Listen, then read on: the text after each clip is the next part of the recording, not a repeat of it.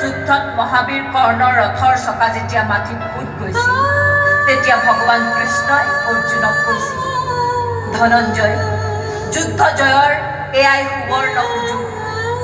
অৰ্জুনে কৈছিল, কিন্তু সখা, এয়া যে অন্যায়।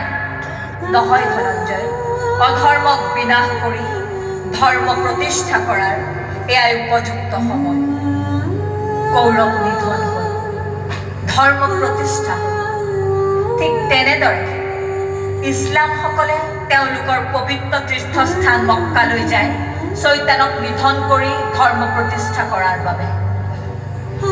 মোৰ মনতো বহুত প্ৰশ্নৰ উদয় হৈছিল।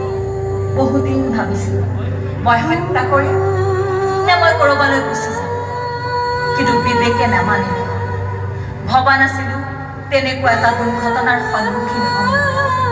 কাৰাবন্দী হ'ল, কোনোদিন নভবা, কোনোদিন নকৰা মই এটি দুঃসাহসিক কাম হাতত ল'লোঁ।